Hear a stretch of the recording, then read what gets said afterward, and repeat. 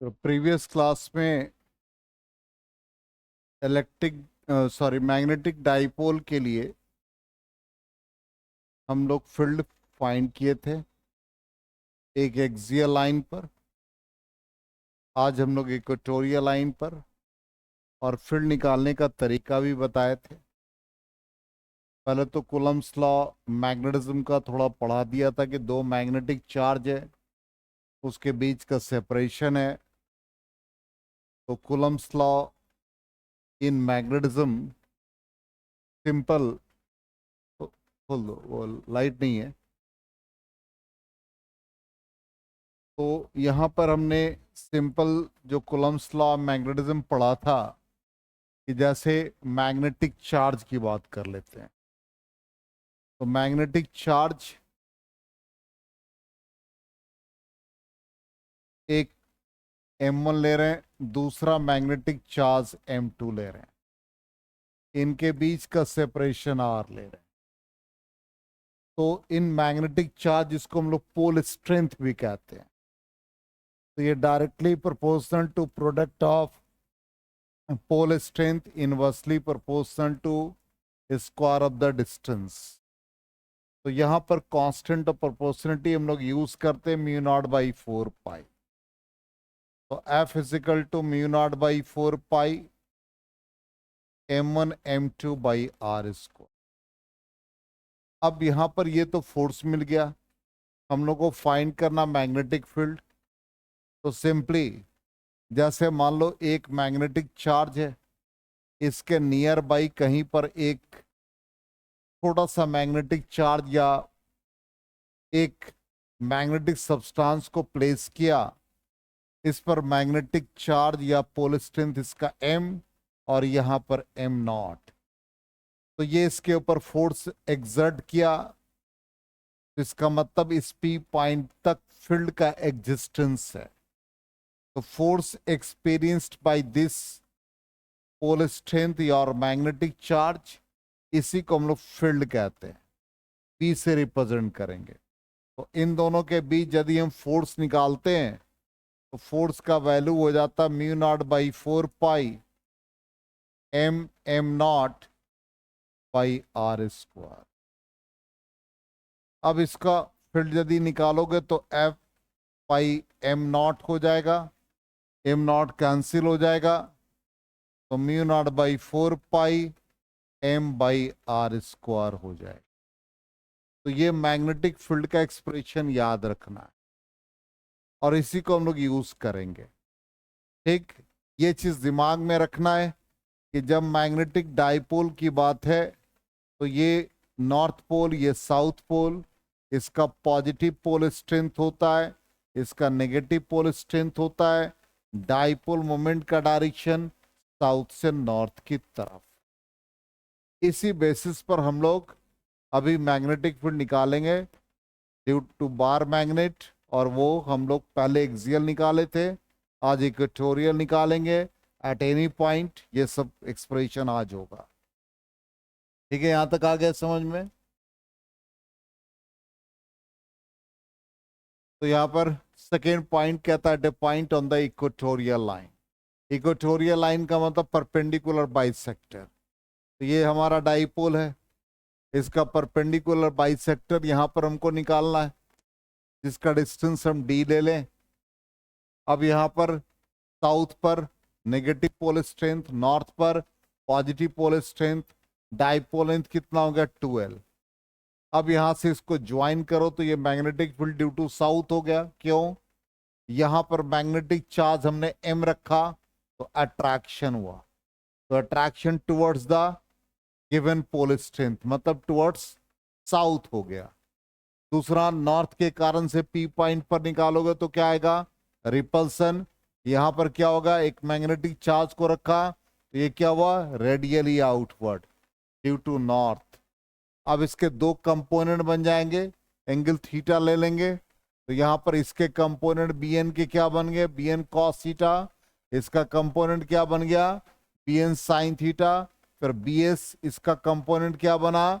BS cos theta, और इसका BS sin theta. Figure समझ में आ गया? अब यहां पर हमको ये देखना है कि क्या बी एन और बी एस का वैल्यू सेम है। यदि सेम होगा तो बी एन साइन थीटा और बी एस साइन थीटा एक दूसरे को कैंसिल कर देगा। तो मैथमेटिकली देखते हैं, पहले बी एन निकालते हैं। तो B N is equal to mu naught by 4 pi pole strength. P N का मतलब ये पॉइंट हम पी ले लें, तो पी से लेकर के एन तक का डिस्टेंस। तो ये हमारा क्या है, half of the magnetic length. ये कितना डिस्टेंस डी, तो ये क्या बन जाएगा, under root D square plus L square.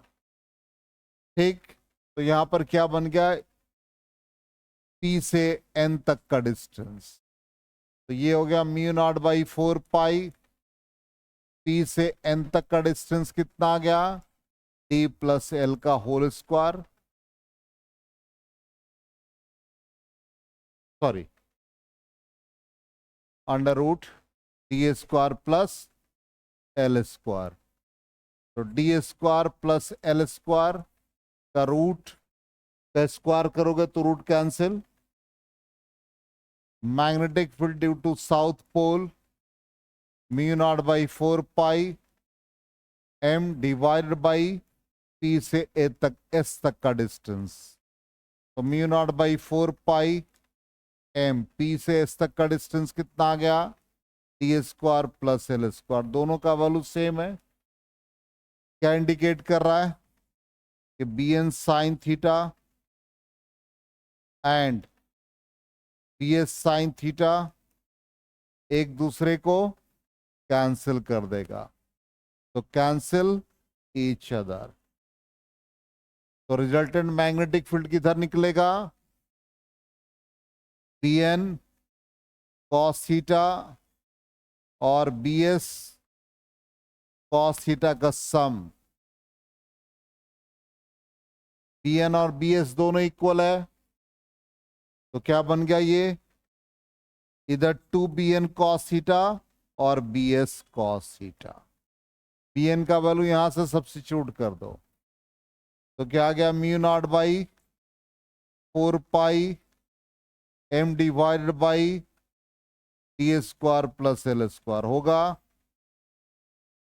और कॉस थीटा का वैल्यू निकाल लो, ये एंगल थीटा है तो ये भी थीटा होगा।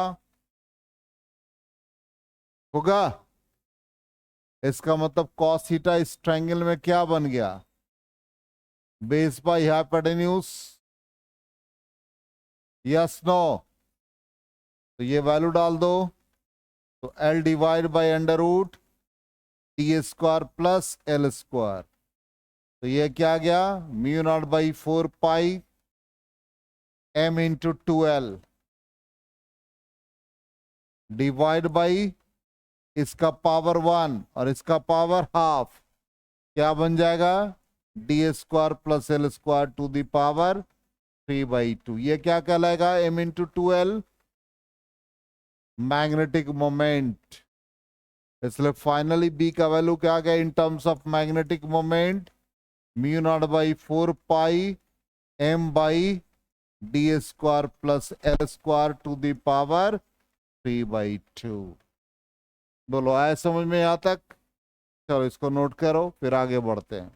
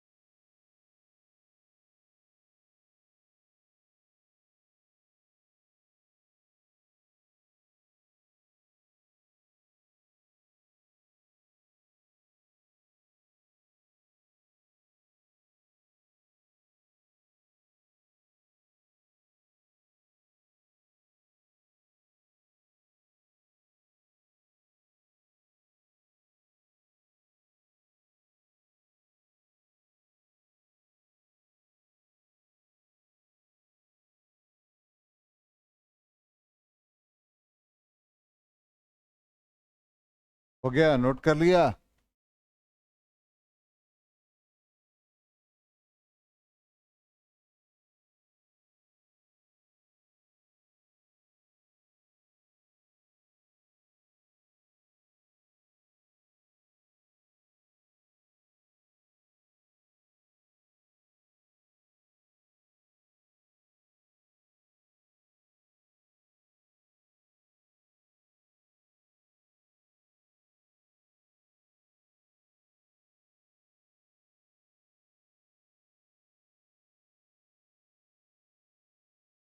हो गया, इरेज करें?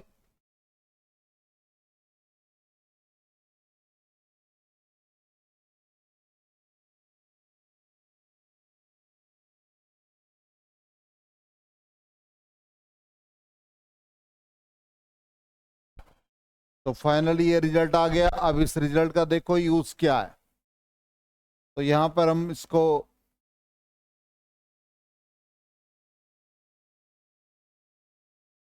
इस तरह से भी रिप्रेजेंट कर सकते हैं। पहला तो ये जो हमारा रिजल्टेंट मैग्नेटिक फील्ड निकला, mu naught by 4 pi magnetic moment m D square plus L square to the power 3/2। तो एक कंडीशन ये ले लें कि D square much larger than L square. इसका मतलब हम लोग एल स्क्वायर को नेग्लेक्ट कब करते हैं? जब आइडियल डाइपोल लेते हैं। तो एल स्क्वायर को नेग्लेक्ट करोगे तो डी स्क्वायर के ऊपर पावर कितना आ गया? 3/2, 2 कट गया, तो फाइनली डी क्यूब आ गया। तो magnetic field is equal to क्या बन गया? Mu naught by 4 pi m by D cube. हो गया। अब इसको वेक्टर फॉर्म में बताओ कैसे लिखोगे। सबसे पहले तो देखो रिजल्टेंट मैग्नेटिक फील्ड किधर जा रहा है? bn cos थीटा और bs cos थीटा के अलोंग। इसका मतलब इसके अलोंग ये जा रहा है। और डाइपोल मोमेंट क्या होता है? साउथ से नॉर्थ की तरफ। तो डाइपोल मोमेंट का डायरेक्शन ये है साउथ से नॉर्थ, पॉजिटिव एक्स एक्सिस, और ये क्या है? Negative x axis. इसका मतलब एंटी पैरेलल डाइपोल मोमेंट के। तो इसको वेक्टर फॉर्म में जब लिखेंगे तो यहाँ बी वेक्टर लिखोगे, तो बी वेक्टर का वैल्यू डाइपोल मोमेंट के अपोजिट है, तो minus m vector by D cube. अब क्वेश्चन क्या देगा कि name the situation in which resulted magnetic field due to bar magnet is anti parallel to the dipole moment. Situation का नाम क्या लिखेंगे? At a point on the equatorial line of the magnet, जहां dipole moment के against field का value आ रहा है। आया समझ में? चलो ये वेक्टर फॉर्म में लिख लो।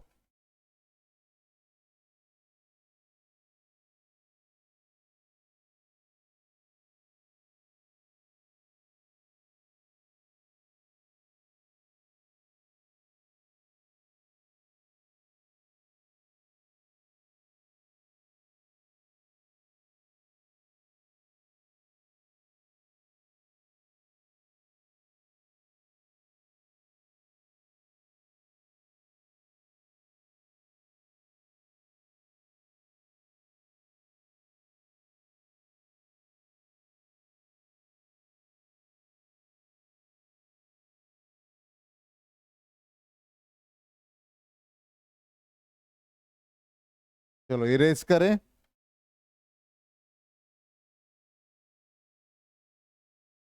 तो रिजल्टेंट मैग्नेटिक फील्ड देख लो, ये आ गया m by D square plus L square to the power 3/2। ठीक है, ये कंडीशन आ गया जो आइडियल कंडीशन है। चलिए अब आ जाए, ये क्या है? एट एनी पॉइंट, जब किसी पॉइंट पर हमको निकालना है तो उसका ये डाइपोल मोमेंट का डायरेक्शन है, तो एट एनी पॉइंट, ये फॉर्मूला याद रखिएगा। एट एनी पॉइंट के लिए मैग्नेटिक फील्ड का value mu naught by 4 pi m by under root r cube. r क्या है? इसका पोजीशन है, कहां से? सेंटर ऑफ द डाइपोल से, सेंटर ऑफ द डाइपोल से, यहां से इसका पोजीशन है। तो सेंटर ऑफ द डाइपोल से ये पोजीशन आर है, इसी आर का वैल्यू यहां पर है। तो mu naught by 4 pi M by R cube under root 1 + 3 cos square theta. अब इसका यूज कैसे कर सकते हैं? यदि ये फॉर्मूला आपको याद है तो मान लो हम एक्सियल लाइन के लिए निकाल लें। एक्सियल लाइन के लिए, एक्सियल लाइन को हम लोग एंड ऑन पोजीशन भी कहते हैं, डाइपोल के अलोंग, इसलिए एंड ऑन पोजीशन कहलाता है। तो थीटा का वैल्यू यदि 0 डालोगे इसमें तो मैग्नेटिक फील्ड का वैल्यू आ जाएगा mu naught by 4 pi M by R cube, M by R cube, और ये cos 0 का वैल्यू 1, तो 1 + 3 4, 4 का रूट 2, तो 2m बाई आर क्यूब आ गया। इसी तरह से सेकेंड कंडीशन, इक्वेटोरियल लाइन जो अभी पढ़ा, इसको हम लोग कहते हैं broad side on position, broad side on position. तो थीटा का वैल्यू कितना हो जाएगा बताओ? ब्रॉड साइड ऑन पोजीशन का मतलब परपेंडिकुलर बाइसेक्टर पे, तो थीटा का वैल्यू 90। अब इसमें cos 90 पुट करो तो ये 0, तो मैग्नेटिक फील्ड कितना आ गया? B = mu naught by 4 pi M by R cube. यही तो पढ़ा अभी।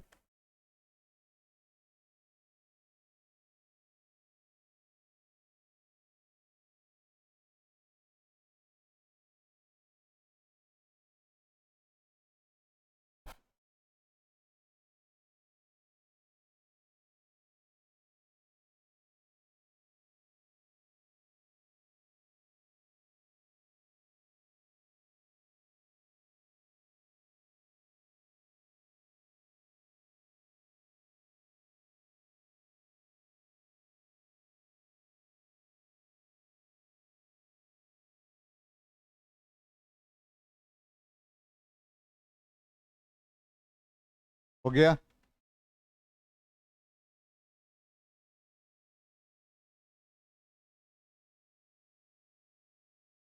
इरेज करें तो ये रिजल्ट आ गया। अब यहां पर आ जाए प्रैक्टिस क्वेश्चन। अब देखिए ध्यान से एक एक क्वेश्चन को, थोड़ा टाइम लगेगा और इजी है। पहला क्वेश्चन कहता है derive an expression for magnetic field intensity due to a magnetic dipole of a bar magnet at a point on its axial line. तो डेराइव कर देंगे, एक डाइपोल को प्लेस करके अलोंग द एक्सिस का फॉर्मूला डेराइव करना है। क्या आएगा result? P = mu naught by 4 pi 2m by R cube या डी क्यूब, वहां तक डेराइव कर देना है। ठीक है, एक एक क्वेश्चन को हम लोग देख लें कैसा क्वेश्चन आता है। नेक्स्ट क्वेश्चन आ जाए, ये कहता है कि derive an expression for magnetic field intensity due to magnetic dipole of a bar magnet at a point lies on its equatorial line. आज हमने वो ने जो डेराइव किया वो डेरिवेशन। ठीक, नेक्स्ट कहता है देखिए ए short bar magnet has a magnetic moment दे रखा है। Give the magnitude and direction of magnetic field produced by the magnet at a distance 10 centimeter from the center of the magnet along the axis and equatorial line. Simple, कितना easy है। Magnetic field निकालना along the axis, mu naught by 4 पाई, क्या formula लग जाएगा? 2m by D cube. ये 10⁻⁻⁷। Magnetic moment कितना है? 0.48, तो 2 इंटू 0.48। कितने डिस्टेंस पर पूछा है? 10 सेंटीमीटर। तो सेंटर से 10 सेंटीमीटर, इसको मीटर में कन्वर्ट कर दो, क्या आ जाएगा? 0.10 हो गया। और इसका क्यूब। देखो तो सिंप्लीफाई करके कैलकुलेटर इस्तेमाल करो, जल्दी से बता दो हमको, ये डिजिट बता दो। ये आ गया तुम्हारा 0.96 डिवाइड बाय 0.1 क्यूब, और है हाँ 96 0.10 का क्यूब और 10⁻⁻⁷। बताओ जल्दी से सिंप्लीफाई करके।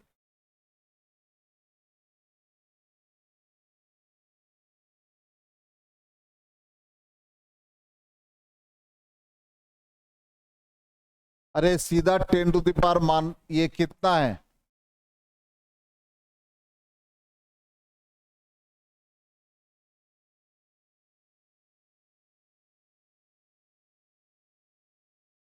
अरे ये माइनस क्यू होगा, अरे 1/10 हो गया।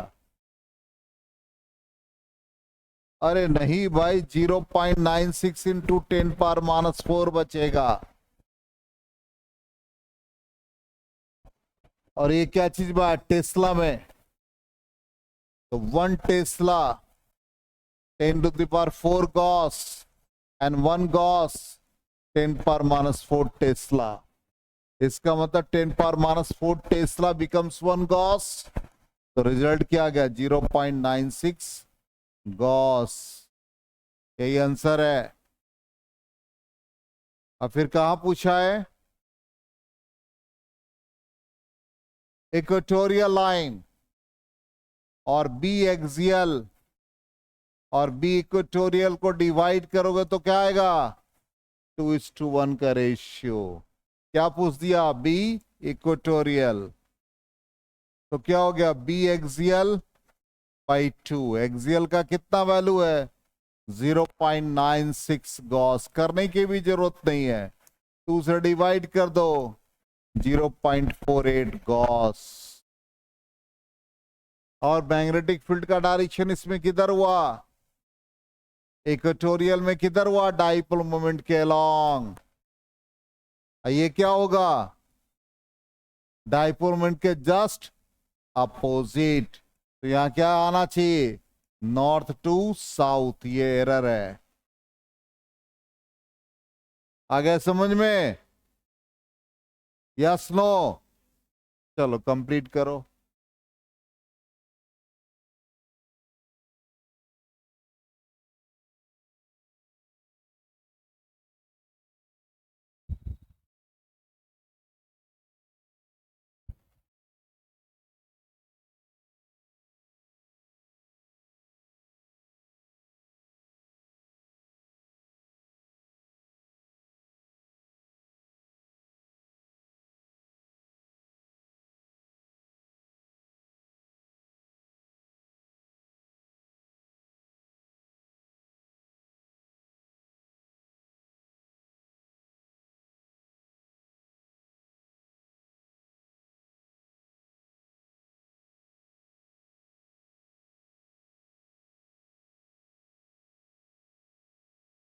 इरेज करें। चलो नेक्स्ट क्वेश्चन पे आए। देखिए नेक्स्ट क्वेश्चन क्या कहता है? A bar magnet AB with magnetic moment M is cut into 2 equal parts perpendicular to its axis. One part is kept over the other. ये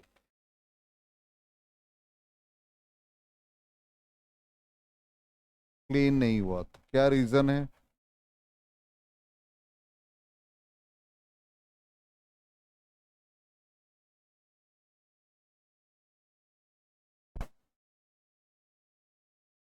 पता नहीं हैंग कर रहा है कि क्या। चलो कोई बात नहीं। हाँ, बार मैग्नेट एवी विद मैग्नेटिक मोमेंट एम। एक बार मैग्नेट का मैग्नेटिक मोमेंट एम है और इसको 2 इक्वल पार्ट में हमने कन्वर्ट किया। ये थोड़ा हैंग कर रहा लगता है, एक मिनट चेक कर लेते हैं।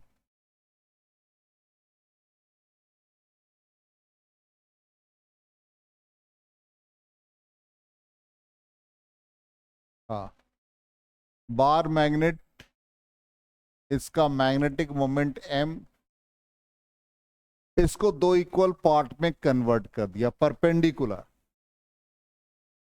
ऐसे, और एक पार्ट को दूसरे पार्ट के ऊपर रख दिया, ऐसे रख दिया। कहता है कि यहां पर and B is exactly over A, what will be the magnetic moment? One part A and B is exactly over A. इसका मतलब मान लो ये मैग्नेट का ये पार्ट, ये जब ब्रेक करेंगे तो दो इक्वल पार्ट में जब कन्वर्ट होगा, सपोज ये एंड इसका नॉर्थ था और ये इसका साउथ था, तो ऐसा बना। अब कहता है कि जब आप इसको इसके ऊपर प्लेस करेंगे तो ऐसे प्लेस करेंगे, देख लो एंड बी ए से कॉन्साइड कर रहा है, नॉर्थ साउथ से। समझ में आ गई बात? क्लियर है या नहीं? अरे समझ में आया? डायपोल मोमेंट का डायरेक्शन किधर होता है? साउथ से नॉर्थ। इसके डायपोल मोमेंट का डायरेक्शन इधर हुआ, इसके डायपोल मोमेंट का डायरेक्शन इधर हुआ, दोनों इक्वल मैग्नेटिक मोमेंट देगा। इसका मैग्नेटिक मोमेंट सपोज m1, इसका मैग्नेटिक मोमेंट m2, तो रिजल्टेंट क्या हो गया? यही हुआ, और दोनों का मैग्नेटिक मोमेंट सेम है, तो क्या आ जाएगा रिजल्ट? आ गया समझ में? क्लियरली? चलो नोट कर लो।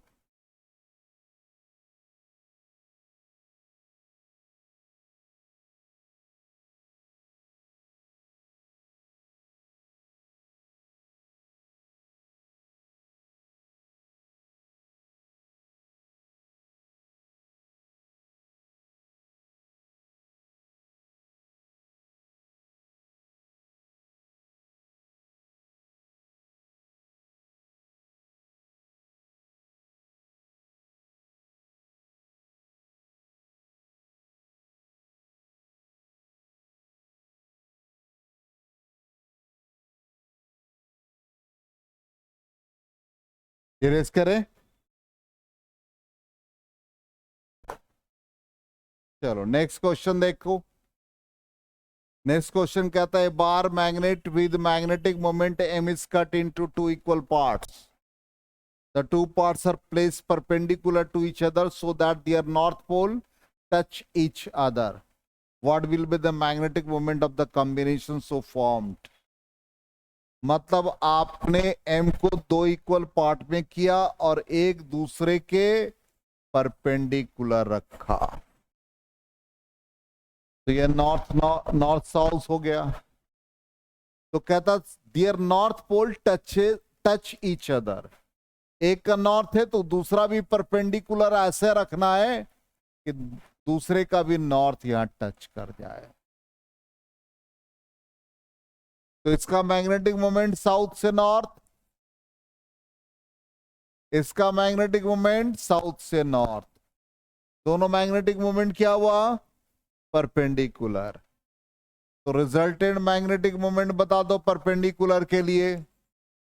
√m1² प्लस m2², दोनों का मैग्नेटिक मोमेंट सेम होगा, डायपोल लेंथ सेम है, तो फाइनली क्या आ गया? m² plus m²। एक minute,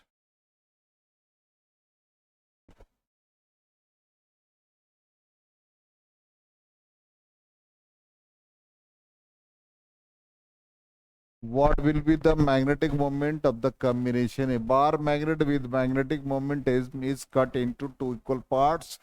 The two parts are placed perpendicular to each other so that their north poles touch each other.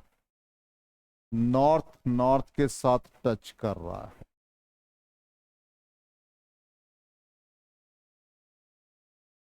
तो south to north, south to north.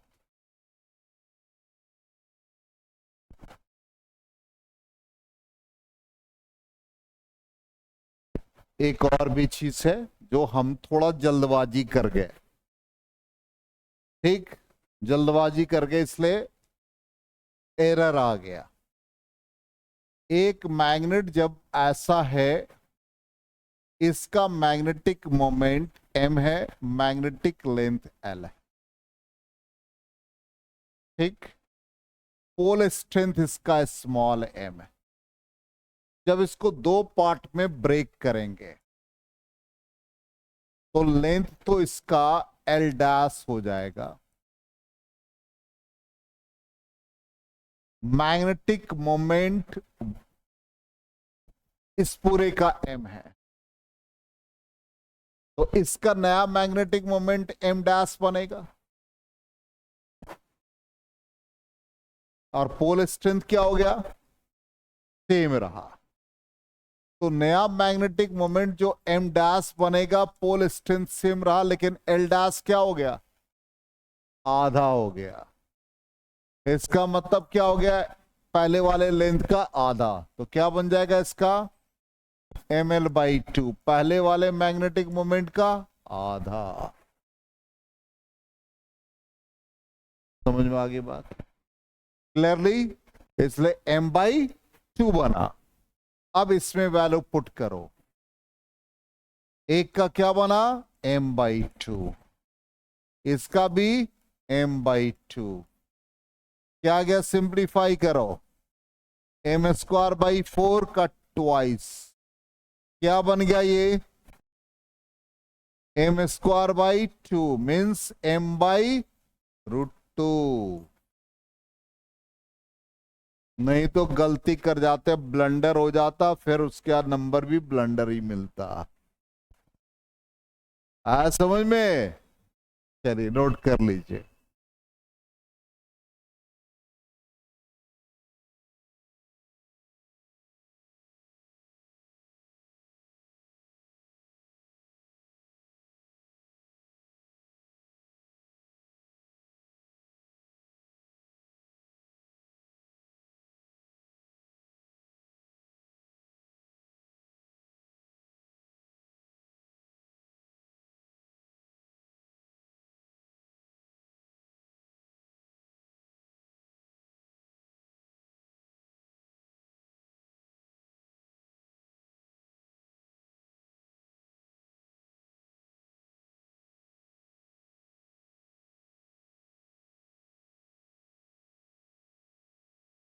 Erase करें,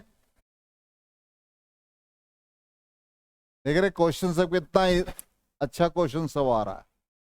next question देखिए क्या कहता है, two magnets have the same length and same pole strength, do both have same magnetic moment. Figure है, दोनों, एक magnet ऐसा है और दूसरा मैग्नेट ऐसा, लेकिन इसके अंदर होल है बीच में, तो इसका मैग्नेटिक मोमेंट क्या हो जाएगा, डिफरेंट हो जाएगा। समझ में आ गया, इसलिए आंसर क्या आ जाएगा, no. Clear. Next question, the area of cross section of three magnets of the same length, length same है, एक का एरिया ए, दूसरे का 2a 6a, मैग्नेटिक मोमेंट का रेशियो क्या होगा, क्या बताया था, more area more pole strength, less area less pole strength, याद है ना। इसलिए क्या आ जाएगा, 1:2:6 का ratio. Next question, the ratio of strength of north pole to the strength of south pole, यदि दोनों का मैग्नेटिक मोमेंट सेम है, मतलब मैग्नेटिक पोल स्ट्रेंथ, तो मैग्नेटिक पोल स्ट्रेंथ नॉर्थ का कितना +m और साउथ का -m, रेशियो निकालोगे तो 1:1, इसलिए आंसर क्या आ गया, 1:1। ठीक।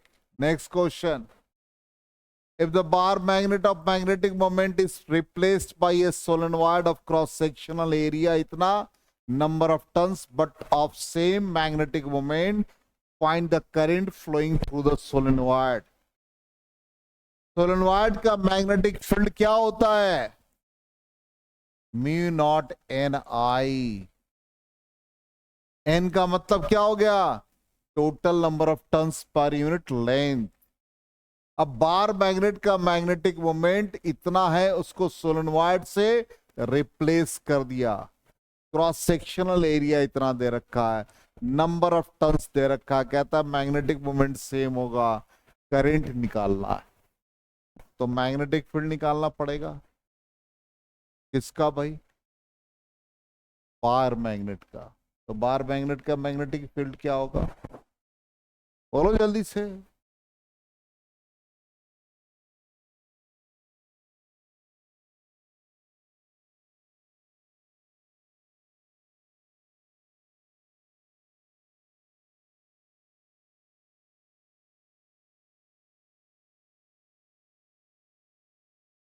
थोड़ा सोचो, ऐसा नहीं कि सीधा सरेंडर कर दिया।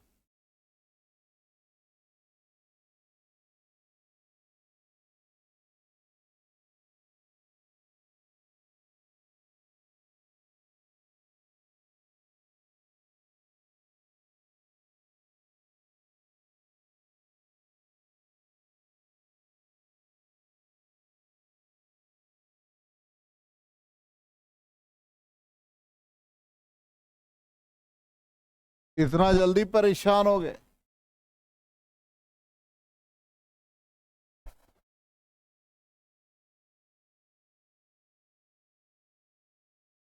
अरे जब करंट कैरिंग कॉइल होता है तो मैग्नेटिक मोमेंट होता है number of turns current into area. हम एक्सप्रेशन लिख के आपको कंफ्यूज कर रहे थे, आपने ध्यान नहीं दिया। जब मैग्नेटिक फील्ड आप पोजीशन दे ही नहीं रखा तो मैग्नेटिक फील्ड कैसे निकालोगे? तो magnetic moment current carrying coil क्या बन गया? सोलेनॉइड की तरह एक्ट कर रहा है।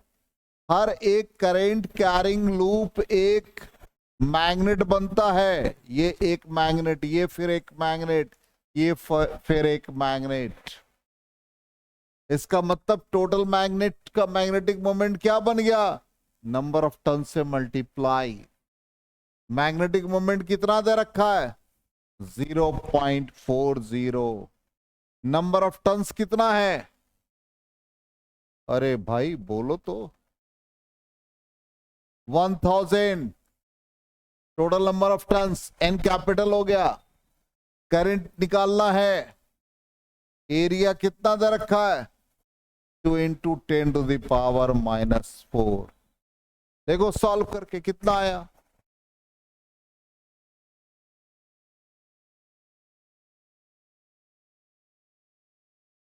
क्विक जल्दी करो, बहुत इजी है। अरे ये सीधा है, तुम लोग इतना समय लगाते हो। 0.40, ये 10 का पावर 3, 10⁻⁻⁴ से कैंसिल हो गया। 10⁻⁻2 × I × 10⁻⁻1 बचा। तो सीधा I का वैल्यू कितना आ गया? 2 एम्पियर है आंसर। तो इस तरह से ये वाला पार्ट हमारा कंप्लीट हो गया। तो कल के क्लास में टॉर्क पोटेंशियल एनर्जी पढ़ाएंगे।